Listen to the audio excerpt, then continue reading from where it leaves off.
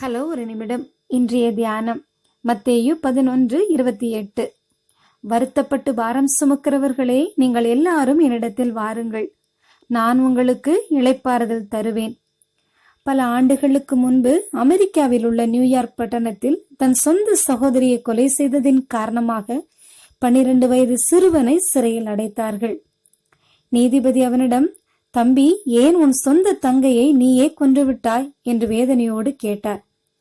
உடனே அவன் கண்களில் கண்ணீர் வழிந்தது. பின்பு அவன் நீதிபதியிடம் கூறினான், ஐயா, சில ஆண்டுகளுக்கு முன்பு எங்கள் தகப்பனார் குடும்பத்தை விட்டு எங்கேயோ மறைந்து போனார். அதன் பின்பு என்னுடைய அம்மாவும் எங்களை அனாதையாக விட்டுவிட்டு மரித்து விட்டார்கள். நானும் என் தங்கையை காப்பாற்ற மிகவும் கஷ்டப்பட்டு உழைக்க வேண்டியதா இருந்தது. கிடைக்கும் வருவாயில் நானும் அவளும் சேர்ந்து சாப்பிடுவோம். தங்குவதற்கு வீடு இல்லாததால் தெருக்களிலும் பாழடைந்து கிடைக்கும் கட்டிடங்களிலும் படுத்து தூங்குவோம். ஒரு நாளில் எனக்கு வேலை எதுவும் கிடைக்கவில்லை. எனவே சாப்பிடுவதற்கு ஒன்றும் வாங்க முடியவில்லை. பசிதாங்க முடியாமல் என் தங்கை அழுது கொண்டே இருந்தாள். அப்பொழுது என் உள்ளத்தில் பெருத்த கவலையும் வாழ்க்கையின் மீது வெறுப்பும் ஏற்பட்டது.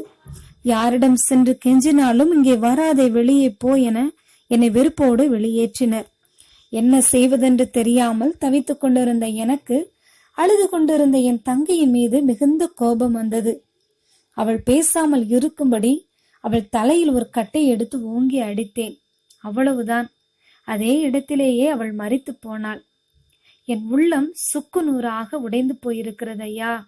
எனக்கு நிம்மதியே இல்லை என்றான் அச்சிறுவன். ஆம், இவ்வுலகம் நம்மை என்றும் வேண்டாம் என வெறுத்து தள்ளுகிறது.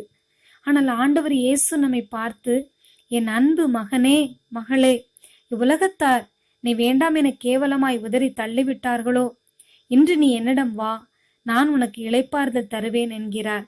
ஆம், நம்முடைய தேவன் இளைப்பாறுதல் தருகிற தேவன். ஆமேன்.